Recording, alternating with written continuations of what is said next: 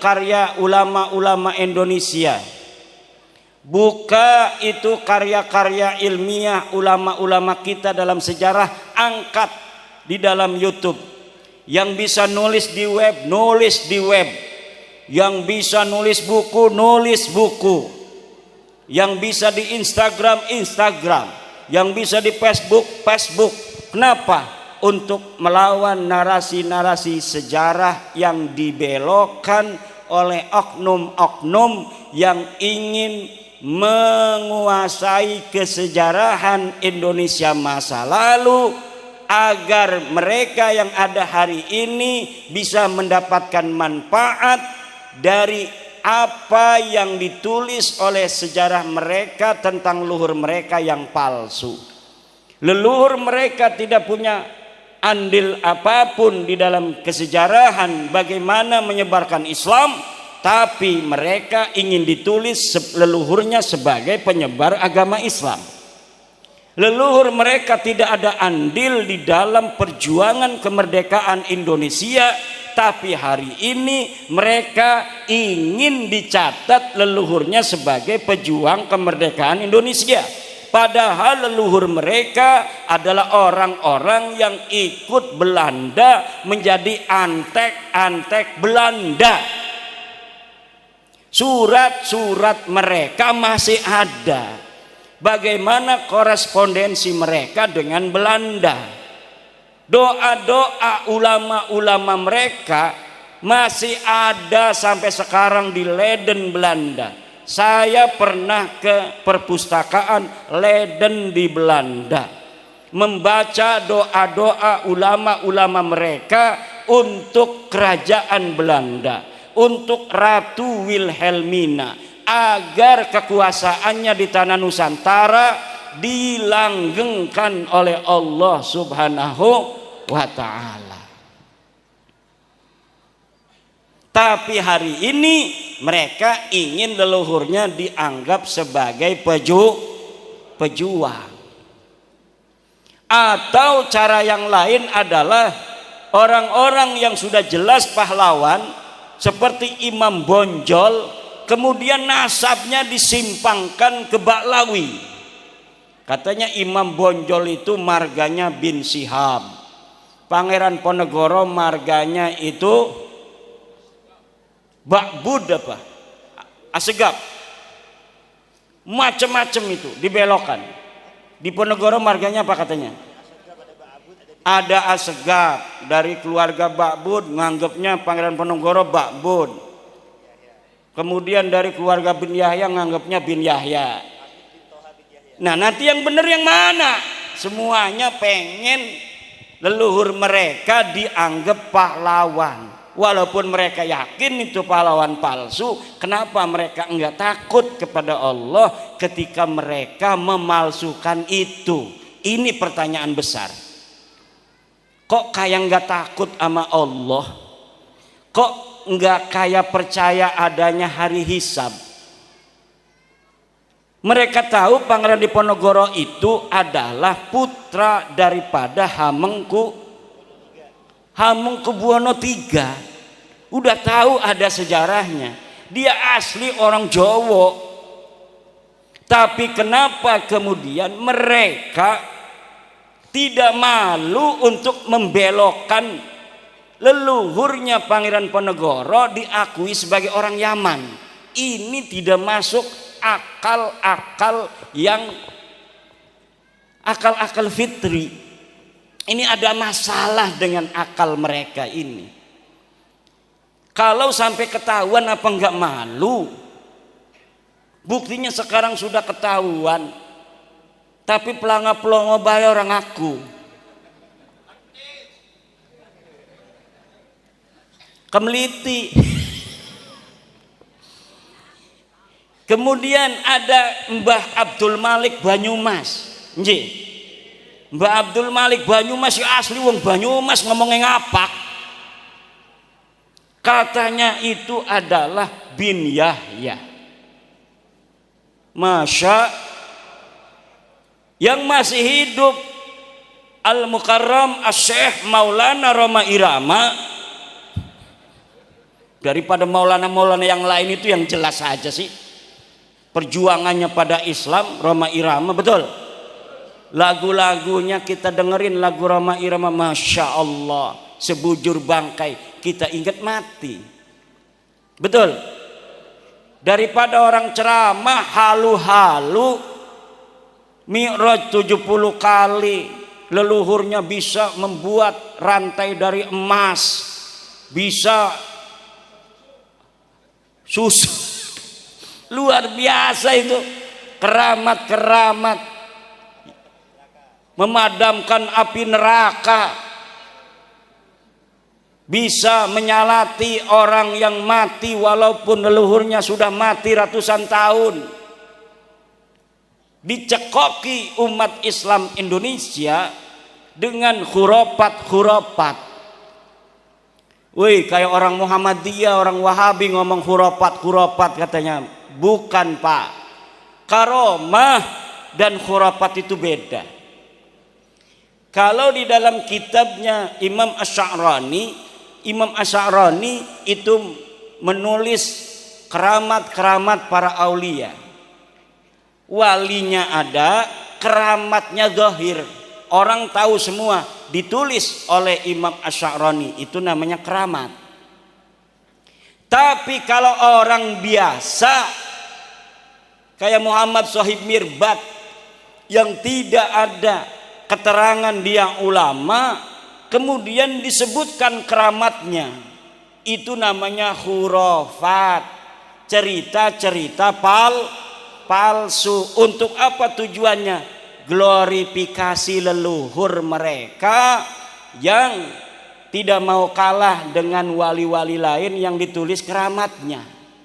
Kalau Syekh Abdul Qadir Jailani, keramatnya dhahirun muntasyarun, itu ditulis dan ada saksi dari kitab-kitab yang satu masa dengan Syekh Abdul Qadir Al-Jailani.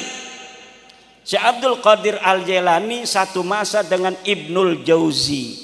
Ibnul Jauzi menulis dalam kitabnya bahwa ada di Baghdad seorang ulama besar namanya Syekh Abdul Qadir Al-Jailani, seorang sufi yang sangat dicintai oleh orang-orang yang awam, yang dia menulis kitab-kitab keramatnya dohir disaksikan orang banyak. Tapi kalau Faqih Muqaddam Baklawi, leluhurnya Kabib-Kabib yang katanya bisa Mi'raj 70 kali, saya cari nama Faqih Muqaddam di abad ke-6 dan ke-7 Hijriah. Ada tidak ulama yang mencatat seseorang yang bernama Faqih Muqaddam? Tidak ada seseorang yang bernama Faqih Muqaddam. Dia orang Tarim, dia orang Yaman. Kitab di abad ke-7, ke-8 banyak sudah ditulis tentang ulama. Siapa saja yang ada di Tarim, tidak ada yang menyebut seseorang bernama Faqih Muqaddam yang dianggap wali dan keramat pada masa dia hidup, apalagi bisa Mi'raj ke langit 70 kali dalam sehari. Aya.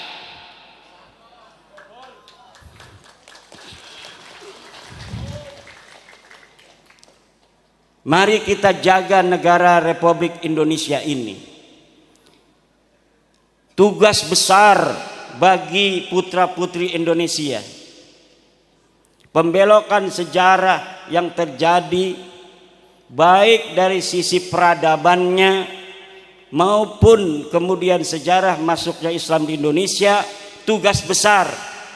Wahai orang-orang di UI jurusan sejarah, calon-calon doktor sejarah, jangan asal comot referensi, tapi verifikasi referensi itu apakah referensi yang dapat dipercaya atau referensi palsu. Ada sebuah manuskrip namanya Negara Kertabumi, ditulis 1679. disebutkan namanya karya Pangeran Arya Wangsakerta, putra daripada Raja Cirebon. Ditulis sejarah tentang Indonesia, silsilah para raja-raja, silsilah Wali Songo, Kebak Lawi di situ. Tahunnya 1769-an. Tetapi setelah diuji oleh ahli filolog dari Universitas Indonesia, ternyata kertasnya kertas tahun 1960. Nama manuskripnya manuskrip Negara Kertabumi. Yang bawa HP, tulis, ketik di Google, search Negara Kertabumi palsu. Di situ Anda akan bisa membaca bagaimana pendapat para ahli tentang manuskrip Negara Kertabumi, yang salah satu yang ada di dalamnya menyebutkan silsilah Sunan Gunung Jati adalah binnya sama dengan Khabib. Siapa yang memalsukan? Wallahu a'lam bishawab. Yang jelas beberapa sejarawan sudah mengutip dari naskah itu untuk dijadikan sebagai referensi.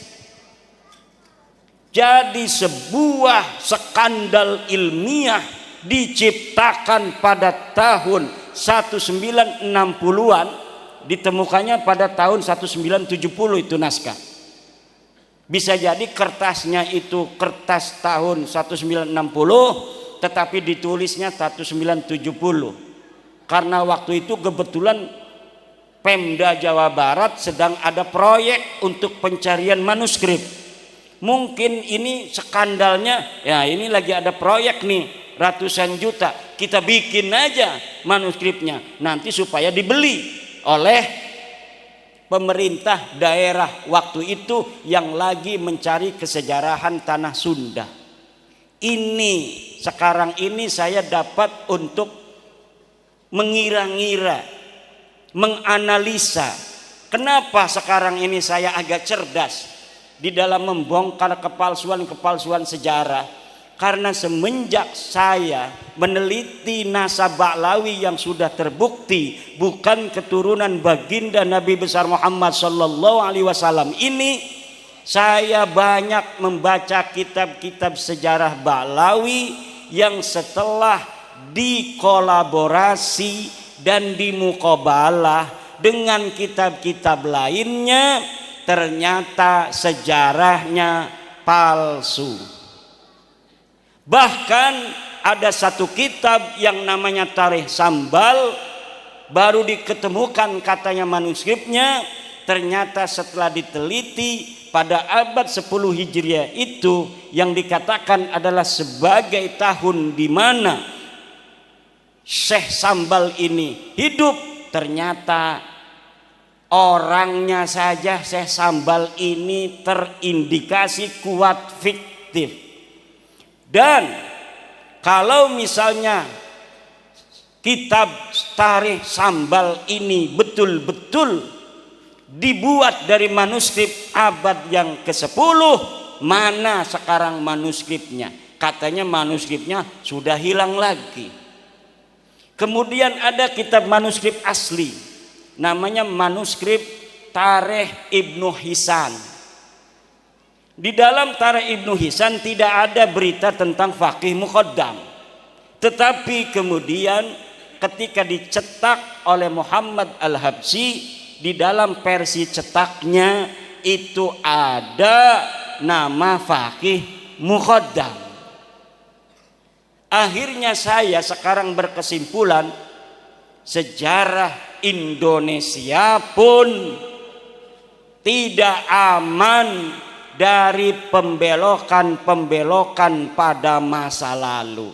Maka kerja keras Mbah Dunyo akhirat.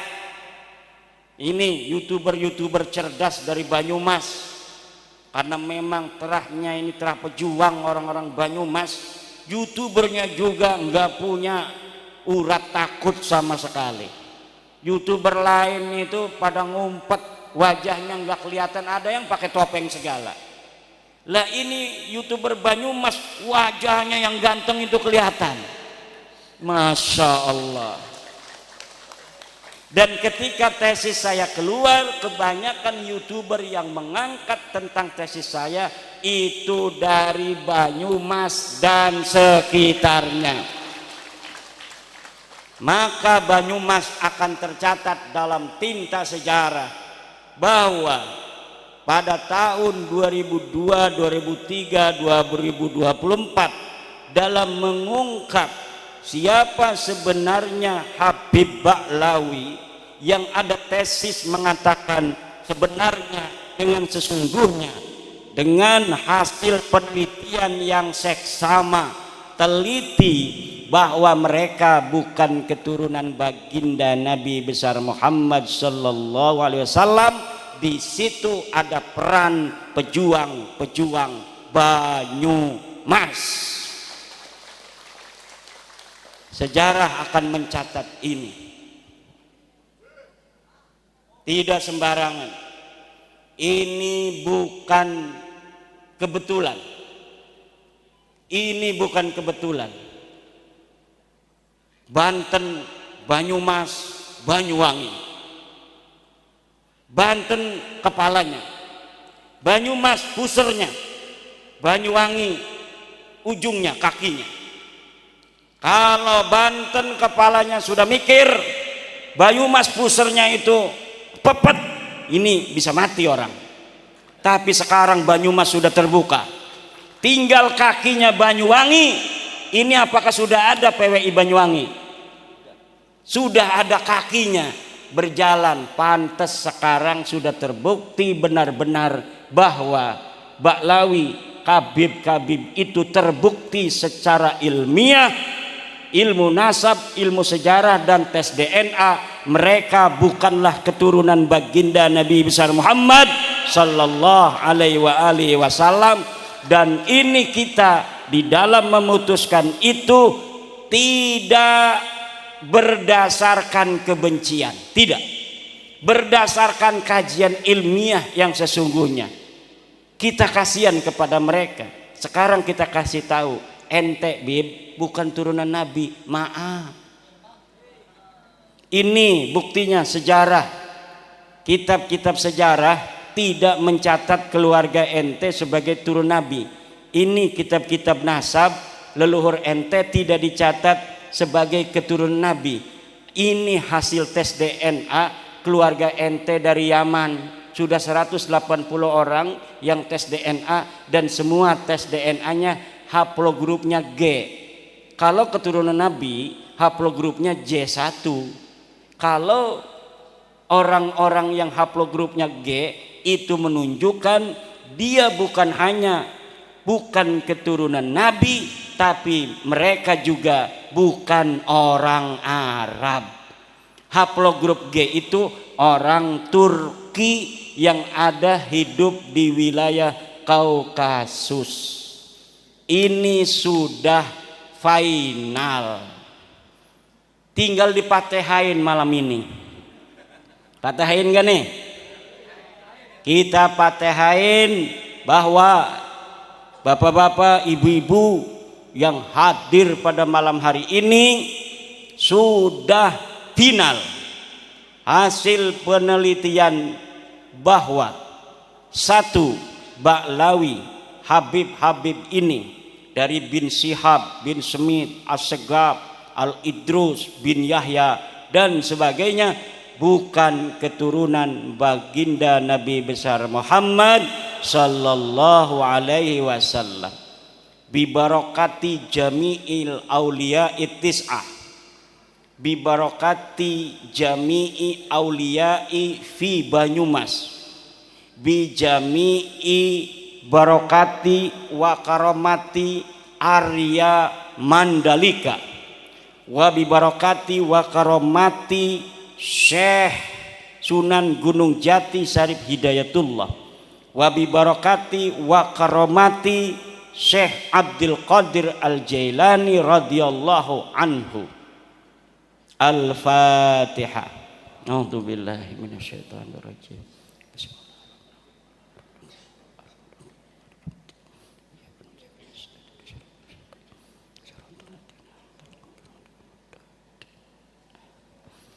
Dan semoga orang tua kita, guru kita bersama Kiai Haji Raden Soleh Solehat, ya Allah, Kau angkat derajatnya setinggi-tingginya, Kau ampuni segala dosa-dosanya, Kau terima segala amal baiknya, anak cucunya semoga Kau jadikan para ulama-ulama besar, pemimpin-pemimpin bangsa dan negara.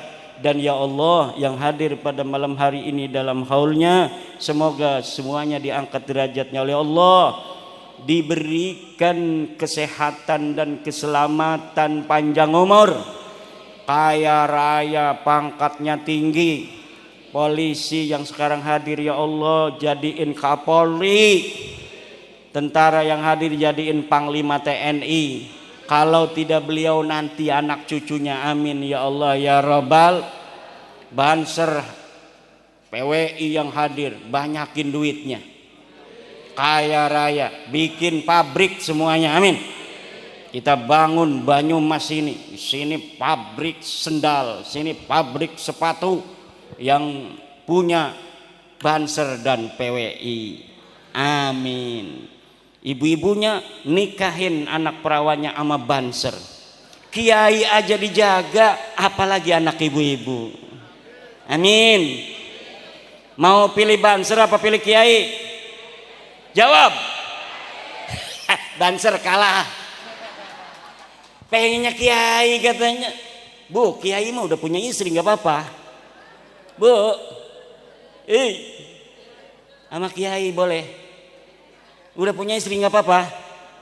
Kalau Banser masih jejaka, Kiai udah punya istri boleh nggak apa-apa. Itu jawab sendiri saya. Bu, Bapak, alhamdulillah silaturahmi kita malam hari ini insya Allah diberkahi oleh Allah Subhanahu wa Ta'ala, dan semoga PWI yang diketuai oleh Kang Mas Agus Mariono akan dilantik nanti pada tanggal 10, akan membawa barokah dan manfaat untuk umat Islam, khususnya di Banyumas, umumnya di Indonesia. Mari kita ingatkan generasi muda kita untuk menjaga sejarah bangsa Indonesia, untuk menjaga sejarah Islam Indonesia, untuk menjaga sejarah jam'iyah kita, Jam'iyah Nahdlatul Ulama, untuk menjaga kiai-kiai Nusantara, kemuliaannya dan kehormatannya, untuk menyebarkan paham toleransi, menyebarkan paham-paham kebangsaan, persatuan. Kita tidak memusuhi siapapun. Yang sedang kita luruskan nasab mereka, bukan berarti kita membenci mereka. Betul? Kita meluruskan nasab mereka dan kekurangan ajaran mereka di dalam merubah sejarah NU, sejarah negara, sejarah perjuangan bangsa. Kalau itu sudah tidak dilakukan, mereka ingin hidup bersama kita, kita harus terima. Siap? Kita orang Nusantara diajari budi luhur yang tinggi tiada tara. Betul?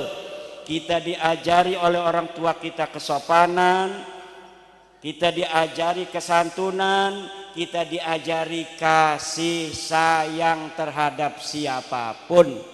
Kita akan lindungi mereka kalaulah mereka kemudian sudah menyadari kekhilafan mereka tentang perendahannya terhadap Nusantara, terhadap sejarah-sejarahnya. Kita akan bisa hidup sebangsa setanah air dalam kerukunan dengan saling harga menghargai berdasarkan akhlak-akhlak Nusantara, akhlak-akhlak Islam Ahlussunnah wal Jamaah dan berdasarkan ajaran Pancasila, sila pertama sampai sila kelima, terutama sila kedua, kemanusiaan yang adil dan beradab. Wallahu huwal muwaffiqu ila aqwami thoriqin. Wassalamualaikum warahmatullahi wabarakatuh.